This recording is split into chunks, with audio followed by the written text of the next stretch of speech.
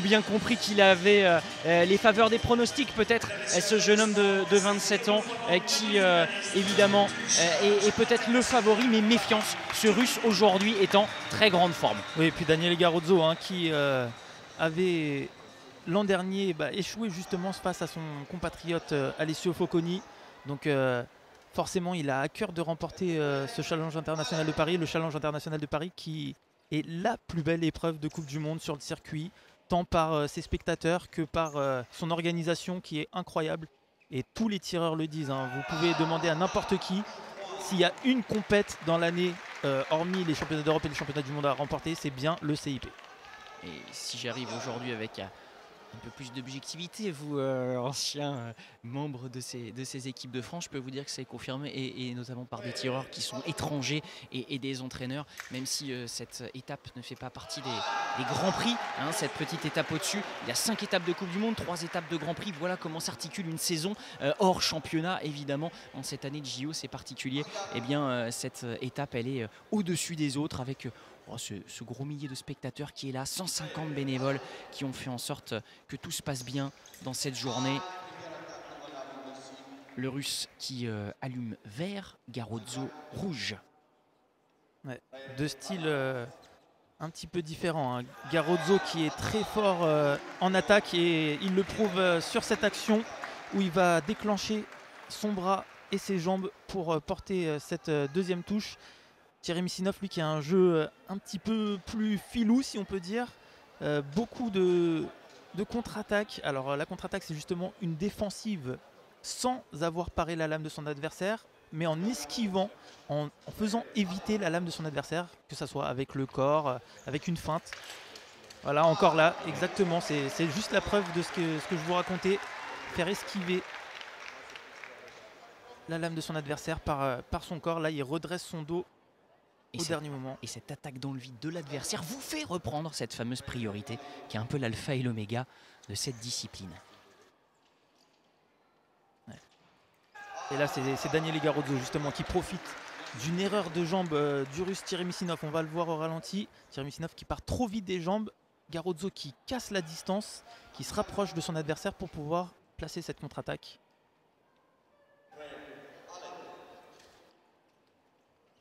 Ces deux tireurs qui se connaissent très bien.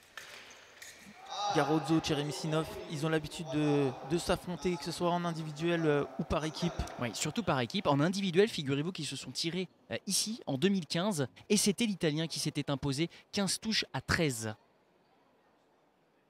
La difficulté avec Thierry Missinov, c'est qu'il vous fait beaucoup échouer, donc il vous met beaucoup en doute. Quand on a un jeu justement comme Garozzo, très porté vers l'offensive, et qu'on échoue plusieurs fois, on peut commencer à se poser des questions. C'est tout le jeu de Thierry Missinov qui est vraiment très basé sur la distance et l'instinct de la touche. Alors là, on vous l'a pas expliqué encore, hein, mais il y a aussi 2 vidéos par tireur. Alors la vidéo, ça se passe comment? C'est un peu comme au tennis avec le Hawkeye. C'est le challenge, effectivement. Voilà, si le tireur n'est pas d'accord avec la décision arbitrale, il peut faire une demande de vidéo, l'arbitre va consulter. S'il change sa vidéo pour donner raison au tireur qui a fait la demande, il en garde 2. Il en garde 2, exactement. S'il a tort, il la perd. Et au bout des 2, forcément, on n'en a plus, donc on ne peut plus rien demander. Là, vous parliez de filouterie concernant le Russe, c'est l'Italien qui est allé avoir fait le tour de la lame.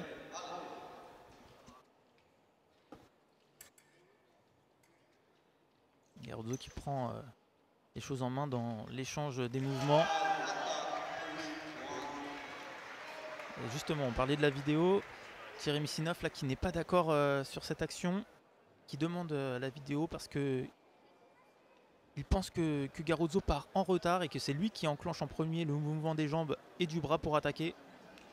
Effectivement, la prise de cette priorité, elle induit que le mouvement vers l'avant, le mouvement d'attaque ne soit pas entravé. C'est-à-dire qu'on ne fait pas de pause, c'est ça Anthony, hein? Exactement, on ne peut pas faire de pause, on ne peut pas par exemple faire une marche, s'arrêter, puis repartir en attaque. C'est confirmé. Donc la requête du Russe ne trouvera pas d'écho avec cette touche accordée à Garozzo. On a vraiment Garozzo, hein, au commandement de l'arbitre qui décide d'aller plutôt vers l'avant. Cheremisinov qui déclenche une fausse attaque là, qui n'est pas faite pour toucher, pour justement refaire venir Garozzo, qui reste patient. C'était une grosse phase de combat avec un enchaînement de parades ripostes. La parade riposte, on le rappelle, c'est l'écartement de la lame pour pouvoir ensuite toucher son adversaire.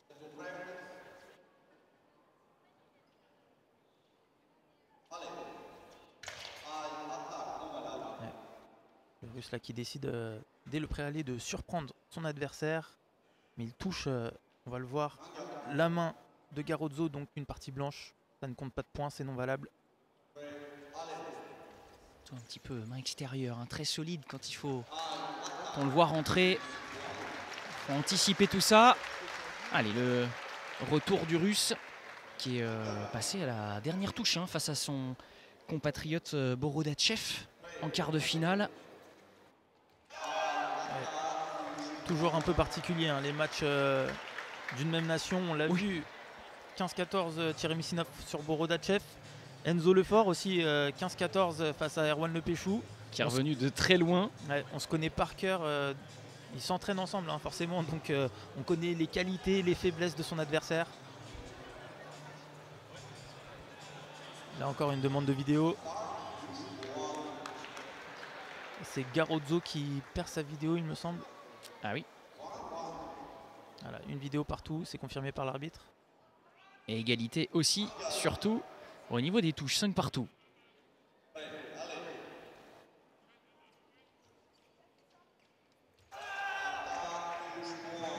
c'est toujours un peu le même schéma depuis le début de la rencontre. On va voir là, Cheremisinov qui fait un blocage justement au niveau des jambes. C'est Garozzo qui repart vers l'avant et qui déclenche son action. Cheremisinov, lui, il est en réaction. C'est pour ça qu'il n'a pas la priorité.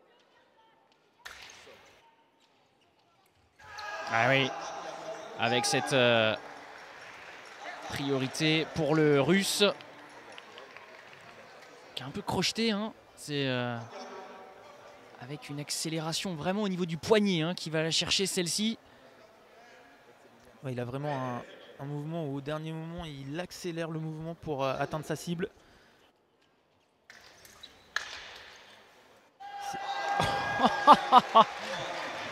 Cette touche au corps à corps là, chercher en prime, on voit, on passe la lame par-dessus pour aller chercher une cible impossible apparaît pour l'Italien.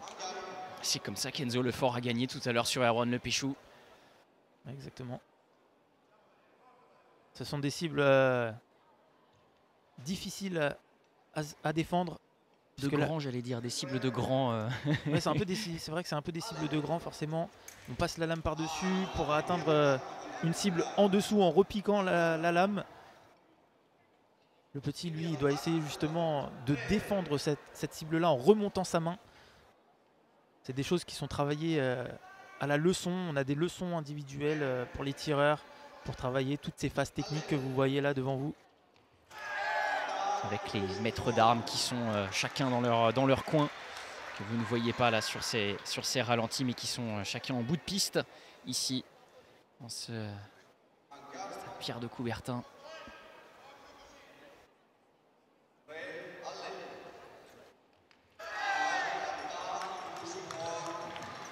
Ah ouais. Ah, elles sont dures à déterminer celles-là pour les Béotiens, Anthony. Déchiffrez-nous tout ça. Alors ce qui se passe là sur le ralenti, c'est qu'en fait les deux tireurs font un mouvement de l'avant au niveau des jambes, puis se bloquent et repartent en même temps. C'est très subtil. Là l'arbitre doit juger qui est reparti en premier et qui a déclenché en premier son bras, puis ses jambes. Parce pour qu'une attaque soit bien effectuée, c'est d'abord le déclenchement de son bras, puis des jambes. Là ce qui est dur, c'est que pour vous dire, c'est tellement subtil que même les tireurs, même si forcément ils ne sont pas objectifs, hein, mais même les tireurs ne sont pas d'accord entre eux. Ils vont estimer qu'il y a un temps de retard de l'adversaire. C'est là toute la difficulté de l'arbitre, voilà, qui vient de se déjuger. La phrase d'escrime. Ouais, l'arbitre qui se déjuge et qui donne une attaque simultanée. Ils ont fait exactement la même action, il n'y a pas de point qui est donné.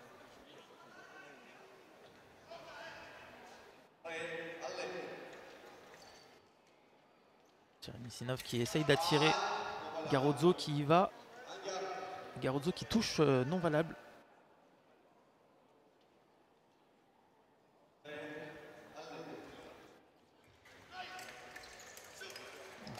grosse phase là. Oh, magnifique. Incroyable. Oh, le Russe qui doit s'en vouloir parce que très tôt, hein, il avait pu la finir, cette touche. Et là, on voit hein, vraiment cette main qui monte. On en parlait un petit peu juste avant. Et cette main qui monte pour redescendre derrière le dos pour que le Russe ne puisse plus se défendre et atteindre sa cible. L'Italien qui reprend l'avantage. Après, on a vraiment devant vous là, vous avez deux tireurs qui sont incroyables au corps à corps, qui sont très forts. Garozzo qui a une parade monstrueuse, sa main qui va en carte. Donc la parade de carte, c'est une parade vers l'intérieur de sa cible. Très puissante, qui arrive à écraser la main de son adversaire pour riposter. Et là encore, vous allez le voir au ralenti, cette attaque de l'Italien. La main en l'air qui vient finir dans le dos. Se fouette, une attaque en fouette, ça s'appelle Thierry Missinov qui pour moi est en retard, qui déclenche trop tard son offensive.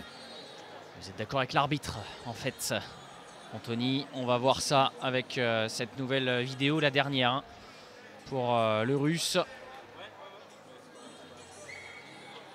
Alors là, c'est un peu incroyable ce qui se passe. L'arbitre qui laisse le Russe tranquillement discuter avec son coach alors que ce n'est pas autorisé. On n'a pas le droit de parler comme ça avec son coach normalement. Ça peut être sanctionné d'un carton jaune. On va faire un point d'ailleurs sur les cartons. Oui. Carton jaune, c'est un avertissement. 2 cartons jaunes, c'est un point de pénalité, ça donne un carton rouge. Ça donne carton rouge et point de pénalité donc. Là, l'arbitre qui est plutôt clément. Et on a même la possibilité pour les arbitres de distribuer un carton noir. Ouais. Là, c'est vraiment un comportement anti-sportif qui peut amener une disqualification sur des étapes de Coupe du Monde, voire parfois une saison. C'est rarissime, évidemment, et ça peut concerner notamment une absence de salut à la fin eh bien d'un assaut. Un assaut au cours duquel l'Italien est en train d'accélérer, Anthony. Ouais, cette action magnifique, il fait mine d'aller à l'épaule comme tout à l'heure, sauf que là il redescend la main pour ensuite partir dans la cible du ventre de son adversaire. Et oui, séparé dans un premier temps. Alors encore cette prime là, passer la main derrière la tête pour toucher. Plus gros écart de cette demi-finale en faveur de Garozzo.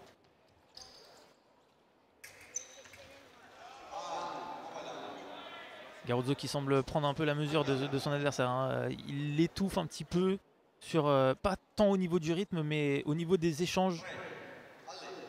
Thierry Missinov qui doit trouver quelque chose là, tactiquement, pour se dégager de ça.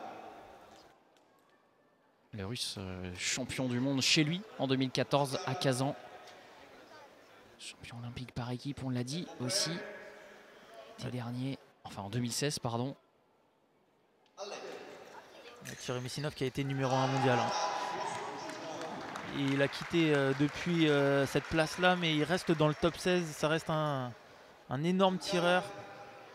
9e mondial. Et quand on parle de top 16, on parle en fait de ces tireurs qui commencent leur compétition le samedi, c'est-à-dire le jour du tableau final. Les autres, ceux qui sont classés au-delà, ont un jour de qualification à effectuer la veille et donc quelques assauts qui font mal aux pattes. Exactement. Et qui prennent de l'influx. Exactement. Hier, il y a eu tout un tas de tireurs qui étaient hors du top 16 mondial qui ont eu une épreuve de qualification pour accéder à ce tableau final. C'est forcément plus compliqué pour ceux-là d'accéder à ce stade de la compétition. Il y a forcément plus de fatigue. Les nerfs aussi mis à contribution. D'ailleurs, aujourd'hui, on a, il me semble, peut-être un tireur qui est hors du top 16. Qu'on verra tout à l'heure, Nikitkin. Il est dans le top 10. Il est 10e mondial désormais, l'américain. Grosse ascension, on vous l'accorde, hein, du haut de ses 20 ans. Ouais, c'est ça. On aura l'occasion d'en parler. Il est entre guillemets un nouveau venu qui va très vite, qui grille les étapes à l'image de Garozzo qui grille les priorités. Thierry Missinov qui est vraiment déstabilisé, perdu là sur ces phases de défense de Garozzo. Sa main bouge dans tous les sens et ça ouvre beaucoup de portes à l'Italien pour pouvoir justement placer ses touches et augmenter le score. L'Italien qui a 2 touches là d'accéder à la finale Alors, il reste forcément du temps. Il reste la possibilité aussi aux Russes de changer de stratégie pour remonter au score. Mais pour le moment, on est sur une physionomie où Garozzo est sûr de ses forces. Il continue sur son schéma, lui. Et voilà, encore là, cette action où il presse. Ce qui est incroyable, c'est peut-être anodin, mais là, regardez, c'est le travail des jambes. Le travail des jambes de Garozzo qui ne fait aucune erreur et qui permet de placer son attaque au bon moment. Il ne se rapproche pas trop de son adversaire, il n'est pas trop loin. Et c'est ce travail-là qui lui permet de porter sa touche aussi facilement.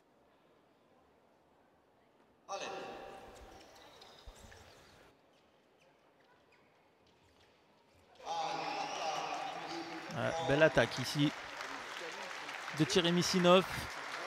Lui aussi, hein, qui contrôle bien ses jambes sur cette action, qui déclenche bien le bras et la main. On voit de l'Italien qui est en retard pour se défendre. Première intention, 14-10 malgré tout pour le Russe en grand danger.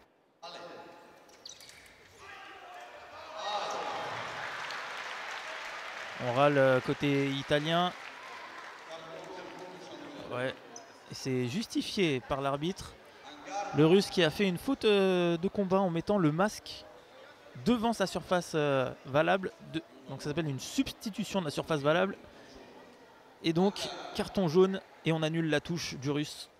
C'est comme si un gardien de but au foot mettait un petit mur sur un espace de son but pour pas que le tireur puisse marquer dans cette zone.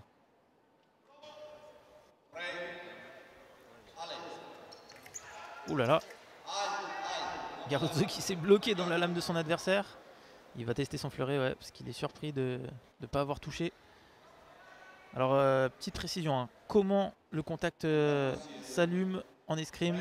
C'est simple. C'est une pression de 501 grammes. Il y a un petit ressort dans le fleuret. Et c'est en effectuant une pression de 501 grammes que le contact s'allume et que la lumière permet de toucher justement et de donner des points.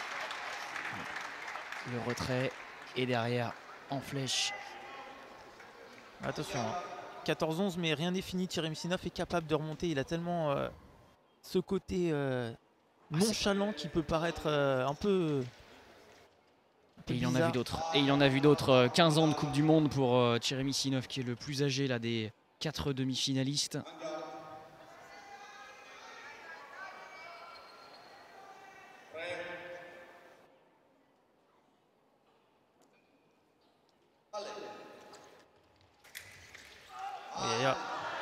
Et c'est fait.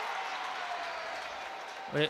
Avec ce deuxième carton jaune, synonyme de carton rouge et donc de touche de match. La qualification de Daniele Garozzo après Alessio Focconi. La tradition italienne à Paris est respectée à Paris et ailleurs. Anthony, évidemment, cette école italienne est assez exceptionnelle dans toutes les armes, mais spécialement en fleuret, puisque sa compagne à la ville, Alice Volpi, s'était imposée à Saint-Maur. On l'avait vécu sur nos antennes en décembre 2019, en décembre dernier.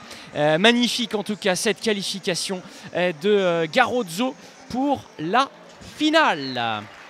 Ouais, Garozzo qui a vraiment été solide tout ce match. On a vu qu'il a dominé l'échange tant au niveau de la main qu'au niveau de l'intensité des jambes. Il a contrôlé Thierry Missinov qui a quand même réussi à placer ses touches habituelles, mais pas assez pour renverser l'Italien. On n'a d'ailleurs pas vu de renversement vraiment tactique de la part de Thierry Missinov qui lui aurait peut-être permis de l'emporter face à Garozzo. Trop fort pour lui aujourd'hui. Et l'Italien qui, logiquement, je vais dire, sur la physionomie de cette rencontre, va s'imposer pour aller en finale. Oui, il n'a jamais été derrière dans cet assaut de demi Garozzo, si ce n'est à 3-2.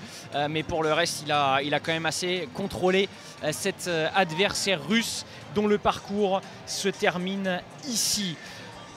On espère maintenant avoir un remake d'une demi-finale de championnat d'Europe. C'était à Düsseldorf il n'y a pas très longtemps, avec un Garozzo qui avait affronté un certain Enzo Lefort, qui se retrouve dans la deuxième demi-finale, qui va débuter dans quelques minutes maintenant face à l'américain Itkin. Ce serait évidemment un joli cadeau pour les spectateurs venus aujourd'hui que de voir Enzo Lefort, qui avait remporté cette épreuve en 2014, venir bisser, refaire le coup aujourd'hui à l'occasion de ce challenge international de Paris, pour marquer les esprits aussi à quelques mois maintenant des JO.